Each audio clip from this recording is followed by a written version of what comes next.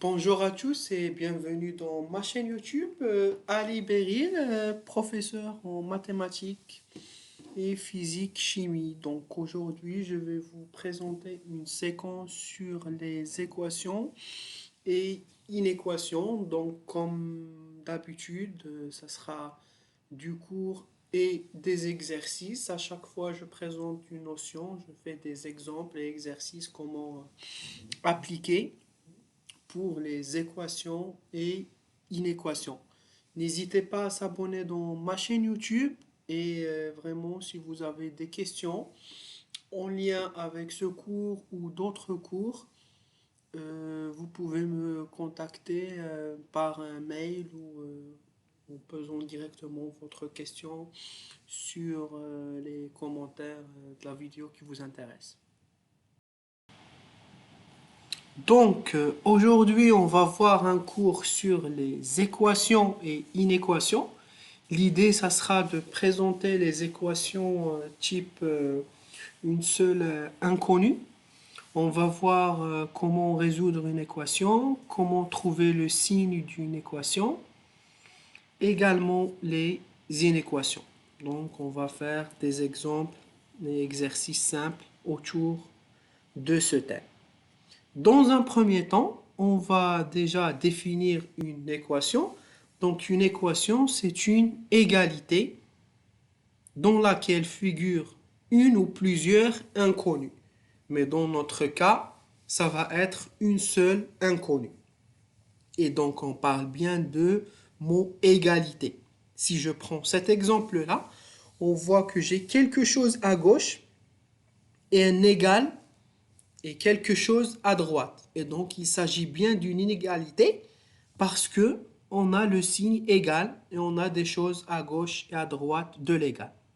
Et l'objectif, ça sera toujours de résoudre l'équation. Donc, résoudre une équation, ça veut dire trouver la valeur de l'inconnu. Dans notre contexte, l'inconnu, ça sera toujours x. Et donc, résoudre une équation, c'est trouver la valeur ou les valeurs de x qui permet de vérifier l'équation.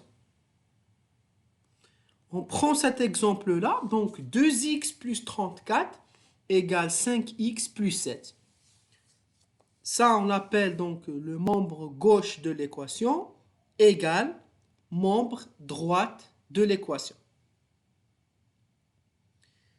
Résoudre cette équation, c'est trouver la valeur de x telle que si je multiplie ce x par 2 et j'ajoute 34, je trouve la même chose si je multiplie la valeur de x fois 5 et j'ajoute 7. Donc ici, ils nous disent 9 est une solution de E. Pour vérifier, il faut remplacer x par 9 et voir est-ce que l'équation elle est vérifiée. Donc si je fais 2 fois 9 plus 34, on trouve 52. Et si on va de l'autre côté, on fait 5 fois 9 plus 7. Donc 5 fois 9, c'est 45, plus 7, c'est 52. On voit, on a la même chose. Donc on dit que x est une solution de l'équation E. Et c'est comme ça qu'on vérifie si une solution, il est, c'est une valeur de l'inconnu. Et donc, d'une manière générale, ce qu'il nous demande dans les exercices, c'est de résoudre l'équation, donc trouver la valeur de x. Dans cet exemple, il était donné, on a vérifié, mais comme on va voir par la suite, on va montrer comment on trouve le 9 qui est là. Voilà. Donc, pour synthétiser, une équation, c'est une égalité où on a un membre gauche égal à un membre droite, on a une inconnue et le but, c'est de la résoudre, c'est-à-dire trouver la valeur de x qui vérifie l'équation. on a des règles de base pour manipuler les égalités. Donc, la première, une égalité, elle reste vraie si l'on ajoute ou l'on retranche le même membre à chaque membre.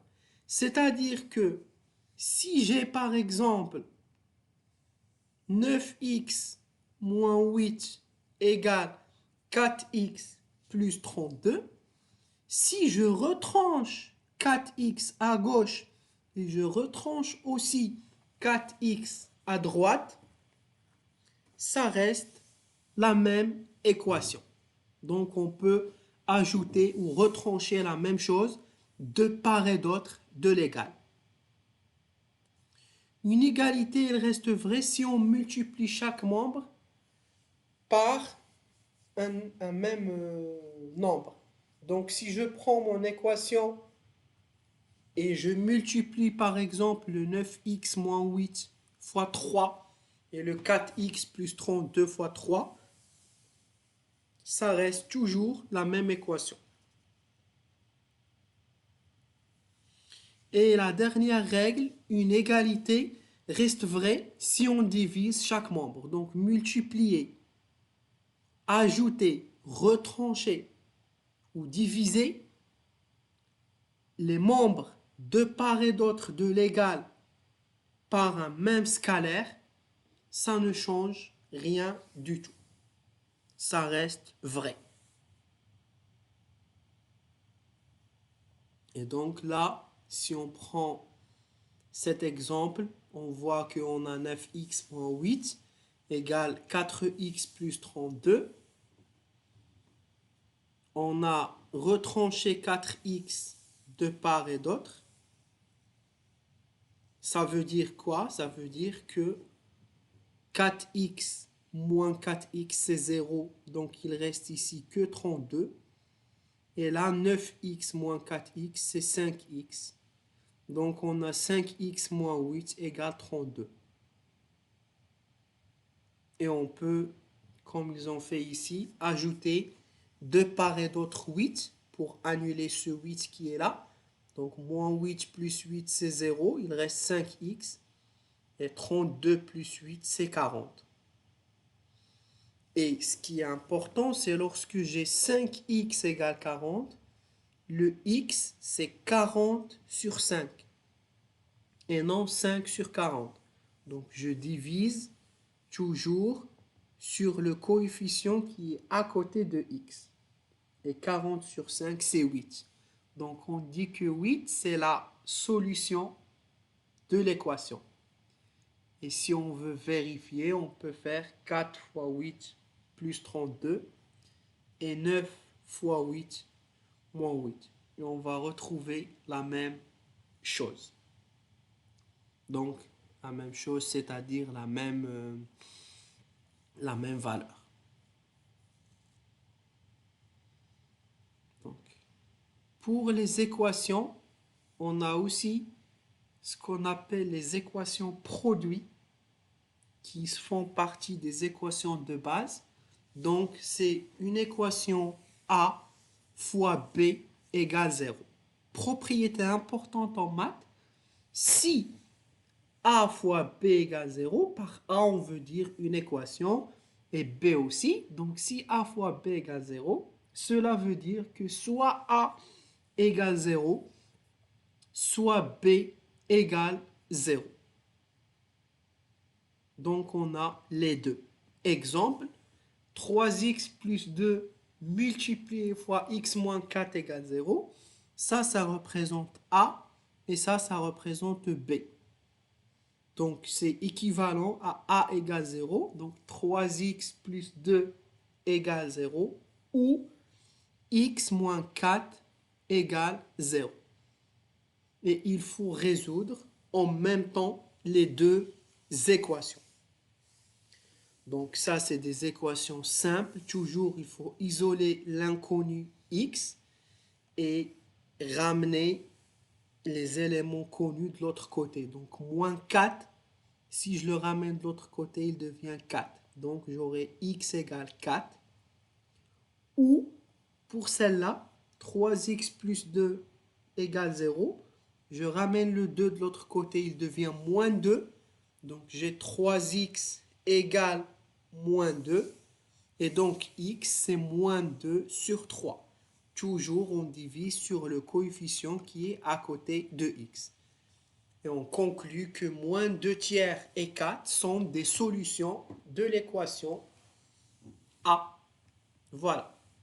Donc ça, c'est ce qu'on appelle les équations produits.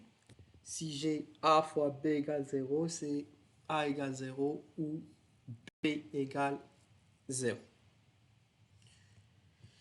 Une autre équation très utilisée, c'est les équations du type x carré égale a carré. Donc x c'est l'inconnu et a c'est la valeur, c'est une valeur qu'on sait déjà à l'avance. Donc pour ces deux types d'équations, x carré égale a carré, les solutions sont a et moins a. Donc supposons que j'ai x carré égale a carré. Je ramène le a carré de l'autre côté, donc j'aurai x carré moins a carré égale 0. Il s'agit bien de la troisième identité remarquable. Donc a carré moins b carré, c'est voilà, c'est x moins a multiplié fois x plus a. Donc voilà, cette soustraction, elle devient un produit. Et d'après la formule qu'on vient de voir, un produit égale 0, c'est soit le premier égale 0, soit le deuxième. Donc x moins a égale 0 ou x plus a égale 0. Je ramène a de l'autre côté, donc x il devient a ou x moins a. Donc une équation du type x carré égale a carré, les solutions c'est a et moins a.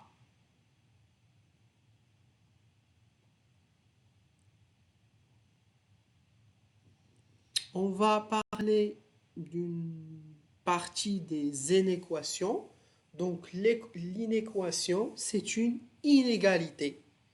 C'est ce qui est différent de tout à l'heure. Donc on parlait d'égalité. Là, c'est une inégalité. Et résoudre une inéquation, c'est trouver toutes les valeurs possibles de l'inconnu qui permettent de vérifier l'inégalité. Donc on prend un cas très simple. En gros, pour identifier une inégalité, on a toujours soit le symbole inférieur ou supérieur. Donc lorsqu'on dit x inférieur à 7, c'est une inégalité et l'ensemble des nombres qui convient sont des nombres très, voilà, strictement inférieurs à 7. Donc c'est quand même voilà, un ensemble de solutions. On n'a pas comme tout à l'heure une seule valeur. Donc c'est l'ensemble des valeurs de x inférieur à 7. Donc ça vient de moins l'infini jusqu'à 7.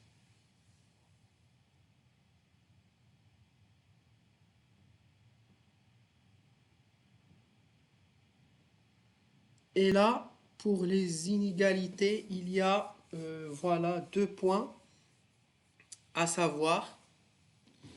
Donc une inégalité, c'est un membre gauche, un membre droit, et entre les deux, on a soit inférieur, soit supérieur, soit inférieur ou égal, soit supérieur ou égal. Ça ne sort pas de ces 4 signes-là. Donc, une inégalité, elle reste vérifiée si on rajoute ou on retranche la même chose. Donc, j'ai par exemple cette égalité-là, j'ajoute 4 ici et 4 ici, ça reste vrai et vérifié. Et je peux retrancher aussi. Je peux également multiplier. Si je multiplie, par contre, là il faut faire attention, si je multiplie par un nombre qui est strictement positif, je peux multiplier ou diviser les deux membres sans aucun changement. Par contre, si je divise ou je multiplie par un nombre qui est strictement négatif, il faut changer le sens de l'inégalité. Changer le sens, ça veut dire que si elle était inférieure, elle devient supérieure. Et inversement, si on prend un cas, 4 inférieur à 5, c'est vrai. Si je veux multiplier par moins 2, elle est négative. Donc si je multiplie 4 fois moins 2, c'est moins 8. 5 fois moins 2, c'est moins 10. Par contre, je change le sens de l'inégalité. Donc inférieur, il devient supérieur. Et effectivement, moins 8, elle est supérieure à moins 10. Donc on va faire cet exemple détaillé. On prend 3x moins 4 supérieur ou égal à 7x plus 2. Donc c'est une inégalité. Voilà le membre gauche, le membre droit. Le symbole entre les deux, c'est supérieur ou égal. Et l'objectif, c'est de trouver la valeur de x qui vérifie cette inéquation. Donc la première chose, ce qu'il faut voilà, garder en tête ici, c'est que le but, c'est de tirer x.